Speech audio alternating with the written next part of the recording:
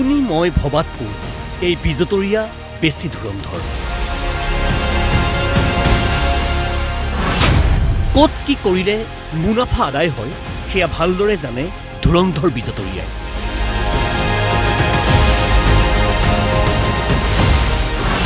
জুবিন গাৰ্গৰ সৃষ্টিৰ ধ্বংসাভিযান বিজতৰীয়াৰ।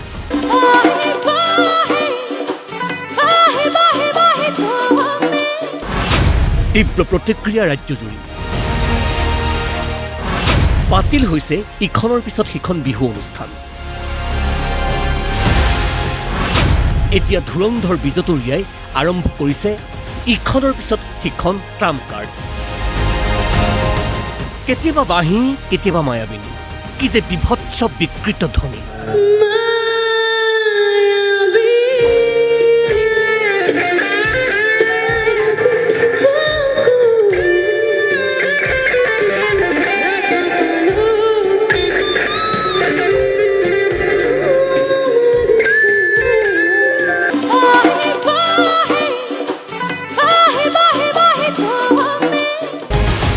ভাইৰেল হ'বলৈ গৈ, বেছি মঞ্চৰ খকত দৌৰিবলৈ গৈ জানি শুনি গীত বিকৃত কৰা ধুৰন্ধৰ বিজতৰীয়াৰ যুক্তি। লিখিছে, বিকৃত মায়াবিনী হেনো এতিয়াৰ নহয়, দাদা জীয়াই থকা সময়ত। দাদা থকাহেঁতেন ভাল বেয়া ক'লোহেঁতেন। কেৱল লিখাই নহয়, কি কৈছে শুনক। আগৰ ক্লিপছবোৰ এতিয়া ভাইৰেল কৰি আছে কিছুমান মানুহে জানি বুজি। তেতিয়া জুবিন দা জীয়াই আছিলে, এতিয়াতো দাদা নাই। আৰু যেতিয়া দাদা নাই, গতিকে মোক শুধৰাবলৈ মানুহৰ অভাৱ যেন লাগিছে, মনত কিবা ভাবিছোঁ। এইটো কি স্পৰ্ধা এই ধুৰন্ধৰ বিজতৰীয়াৰ। জুবিন গাৰ্গ নাই মানে তেখেতৰ গীত শুধৰাবলৈ বিজতৰীয়াৰ বাবে কোনো মানুহো নাই। কাৰ সাহসত এনে চৰম স্পৰ্ধা? প্ৰকৃততে এই ধুৰন্ধৰ বিজতৰীয়াৰ পৃষ্ঠপোষক কোন? কেৱল এয়াই নহয়, এইবাৰ ধুৰন্ধৰ বিজতৰীয়াই খেলিছে অসমীয়া বাঙালীৰ ট্ৰাম্প কাৰ্ড। প্ৰথম অনুকম্পা আদায়ৰ চেষ্টা। মোৰ মিউজিকেল টীমৰ সকলো মেম্বাৰ্ছ, আমাৰ সকলো অসমীয়া মানুহ লৈ পেলাই মই পৰিয়ালটো চলাই থাকোঁ। মোৰ সকলো চাউণ্ড ভেণ্ডাৰ্ছ যিমান মানুহ আছে, সকলো মানুহে অসমতে জন্মগ্ৰহণ কৰা মানুহ। যদি কোনোবাই ভুল বাতৰি আপোনালোকে তাতে প্ৰচাৰ কৰিছে যে মোৰ চাউণ্ড বাহিৰৰ পৰা, মোৰ চাউণ্ডৰ মানুহ বাহিৰৰ পৰা, মোৰ মিউজিচিয়ানছ মানুহ বাহিৰৰ পৰা, তেতিয়াহ'লে মই আজি মঞ্চত আমাৰ ৰাইজৰ ওচৰতে থিয় হৈ কথাখিনি কৈ আছোঁ, মোৰ সকলো মানুহ অসমৰ মানুহে। আৰু লগে লগেই ৰাজহুৱা হৈছে ধুৰন্ধৰ বিজতৰীয়াৰ আচল স্বৰূপ। অসমীয়া বাঙালী বিভেদৰ ভয়ংকৰ বক্তব্য বিজতৰীয়াৰ মুখত। মোৰ যদি কিবা ভুল হয় আপোনালোকে শুধৰাই দিব, কিন্তু বঙালী বুলি মোক বেয়া নাপাব, এইটো বহুত মনত দুখ দিয়ে। এইটোৱে কথা, বেলেগে ক'বলগীয়া একো নাই। ধুৰন্ধৰ বিজতৰীয়াৰ প্ৰতি স্পষ্ট কথা, শিল্পী সত্তাৰ কোনো জাতি নাথাকে, শিল্পী সত্তাৰ সাধনা থাকে। আৰু অসমৰ মানুহে শিল্পী সত্তাক সন্মান কৰে। কিন্তু সস্তীয়া প্ৰচাৰৰ বাবে গীত বিকৃতকৰণেৰে উভত কৰি নচা তথাকথিত তৃতীয় শ্ৰেণীৰ ধুৰন্ধৰ বিজতৰীয়াক উচিত শিক্ষা দিবও জানে অসমীয়া সমাজে। সেয়া লাগিলে যিয়েই নহওক, তাৰ স্পষ্ট প্ৰমাণ এই ধুৰন্ধৰ বিজতৰীয়াৰ অনুষ্ঠান বাতিল কৰা তিনিচুকীয়াৰ তালাপৰ বিহু সমিতি।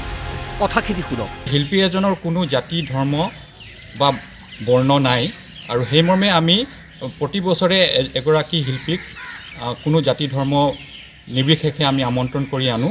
আৰু সেইমৰ্মে এই বছৰ আমি মৰ্মিতা মিত্ৰক আমন্ত্ৰণ কৰি আনিছিলোঁ। কিন্তু বৰ্তমান প্ৰেক্ষাপটত তেখেতৰ আমি প্ৰগ্ৰাম বা কাৰ্যসূচী আমি বাতিল কৰিবলৈ বাধ্য হৈছোঁ। গোলাঘাট, শিৱসাগৰ, কাজিৰঙাতো বাতিল হৈছে ধুৰন্ধৰ বিজতৰীয়াৰ অনুষ্ঠান। আমি 8 মে' তাৰিখে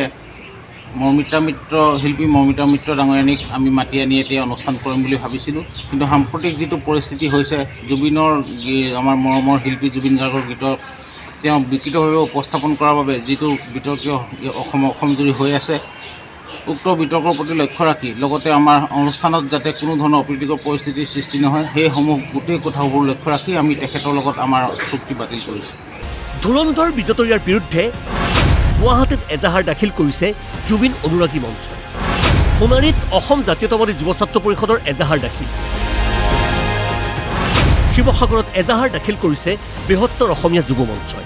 বাঁহী বাঁহী গীতটো যি ধৰণে বিকৃতকৰণ কৰিলে, কিন্তু মায়াবিনী গীতটো তাতোতকৈ বেছি বিকৃতকৰণ কৰিছে, সম্পূৰ্ণ সুৰে সলাই দিছে। আৰু সেয়া কোনো এগৰাকী কণ্ঠশিল্পীৰ অধিকাৰ নাই। সেয়া কপিৰাইট এক্টৰ ভিতৰতো তেখেতৰ হেৰি নাহে যে কপিৰাইটেও ধৰিব, কাৰণ কিয় সেই গানটো পাৰ্মিশ্যন লোৱা নাই, বা এগৰাকী কম্প'জাৰ যিটো ইণ্টেলেকচুৱেল প্ৰপাৰ্টি ৰাইট আছে, লিৰিচিষ্ট হওক কম্প'জাৰৰ হওক, পাৰ্মিশ্যন ল'ব লাগিব যদি তেখেতে সুৰটো সলনি কৰি গায়। আমি বিচাৰিছোঁ জুবিন গাৰ্গৰ সৃষ্টিৰাজিখিনি পাছৰ প্ৰজন্মই যদি এনেকৈ বিকৃতকৰণ কৰি কোনোবাই পৰিৱেশন কৰি থাকে, পাছৰ প্ৰজন্মই কি ভাবিব? যিখিনি পাছৰ আহিব লগা প্ৰজন্ম, তেওঁলোকে এই বস্তুবিলাক আজিকালি ছ'চিয়েল মিডিয়াৰ যুগ, ৰৈ যাব।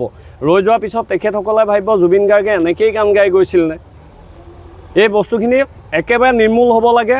আৰু ইয়াৰ পৰাই আমি শিৱসাগৰৰ পৰাই সকীয়াই দিছোঁ, দ্বিতীয়বাৰ যাতে অকল অমিতা মিত্ৰই নহয়, কোনো বা অসমৰ কোনোবা থলুৱা শিল্পীয়েও যদি জুবিন গাৰ্গৰ গীত পৰিৱেশন কৰে, তেতিয়াহ'লে সুৰ, তাল, মান, লয় সকলো আয়ত্ত কৰি পেলাইহে পৰিৱেশন কৰক। ধুৰন্ধৰ বিজতৰীয়াৰ প্ৰতি কঠোৰ সকিয়নি সদৌ অসম ছাত্ৰ সন্থাৰ সাধাৰণ সম্পাদক সমীৰণ ফুকনৰো। আচলতে কি আছিল এই ধুৰন্ধৰ বিজতৰীয়া? অসমীয়া সংগীতৰ কিমান সাধনা কৰিছে এই বিজতৰীয়াই? কেৱল কঁকাল ঘূৰাই বিভৎস ভংগীমাৰে সস্তীয়া প্ৰচাৰতেই থকা ধুৰন্ধৰ বিজতৰীয়াক লৈ কিয় ব্যস্ত অসমৰ বিহু সমিতিসমূহ? জুবিন অনুৰাগী মঞ্চৰ বিনম্ৰ অনুৰোধ বিহু সমিতিসমূহৰ কৰ্মকৰ্তাসকলৰ প্ৰতি। জুবিন গাৰ্গক ভাল পোৱা প্ৰত্যেকজন মানুহক, জুবিন প্ৰেমিক, মই অনুৰোধ জনাম যে আপোনালোকে য'ত য'ত এখেতৰ অনুষ্ঠান লৈছিলে তেখেতসকলে যাতে আমি হাতযোৰ কৰি অনুৰোধ জনাইছোঁ, তেখেতসকলে এইগৰাকী শিল্পীৰ অনুষ্ঠান বাতিল কৰি অসমৰ যিসকল থলুৱা শিল্পী আছে, আজি মই এখন পোষ্টাৰ দেখি খুব মই কষ্ট পাইছোঁ। মহেন্দ্ৰ হাজৰিকাই হওক, বিপুল চেতিয়া ফুকনে হওক, এইসকল শিল্পীক আমি ক'ৰবাত পাহৰি গৈছোঁ নেকি? আমি পাহৰি গৈছোঁ নেকি খগেন দাহঁতক? যদি আমি পাহৰি যাওঁ, আমি যদি অকল মানে এনেকুৱা নৃত্য চাবলৈ হয়, তেতিয়াহ'লে কিন্তু অসমখনৰ পৰিৱেশ পৰিস্থিতি অনাগত দিনত বেয়া হ'ব। অসমত এটা সত্তা পুনৰ জাগ্ৰত হৈছে। গতিকে সকলোকে বিনম্ৰভাৱে আমি অনুৰোধ জনাইছোঁ, য'ত য'ত এইগৰাকী বহিৰাগত, আগতে এতিয়া ফেচবুকত আমি দেখিছোঁ, ছ'চিয়েল মিডিয়াত লিখিছে, আগতে বাৰত গান গাইছিলে, ইয়াত আহি এতিয়া বহুত তেওঁৰ ডিমাণ্ডটো অতি বেছি, তাৰমানে অতি বেছি। সেইটো কিন্তু আটাইতকৈ দুৰ্ভাগ্যজনক কথা। আমাৰ অসমীয়া শিল্পীসকলে ইমানকৈ লোৱা নাই। আৰু এটা কথা কৈ থওঁ, অসমীয়া বঙালীৰ মাজত কোনো সংঘাত নাই আৰু ভৱিষ্যতেও নাথাকে। মুঠতে এইগৰাকী শিল্পীৰ ওপৰত আমাৰ সংঘাত আছে আৰু ভৱিষ্যতেও থাকিব। এয়া অসমীয়া বাঙালী কথা নহয়, এয়া জুবিন গাৰ্গৰ সৃষ্টিৰ ধ্বংসাভিযানৰ কথা। ধুৰন্ধৰ বিজতৰীয়া কিমান চতুৰ এবাৰ ভাবক। কেনেদৰে এই সময়ত অসমীয়া বাঙালীৰ সম্পৰ্কৰ কথা আখৈ ফুটাদি ফুটিছে এবাৰ মন কৰক। সাতাম পুৰুষীয়া অসমীয়া বাঙালীৰ নিকট সম্পৰ্কটো আঁচোৰ মাৰিছে এই চতুৰ ধুৰন্ধৰ বিজতৰীয়াই। মাৰ বান্ধি যদি ধুৰন্ধৰ বিজতৰীয়াৰ বিৰুদ্ধে থিয় নহয় সকলো অসমবাসী, তেন্তে পৰিণতি নিশ্চিত ভয়ংকৰতি।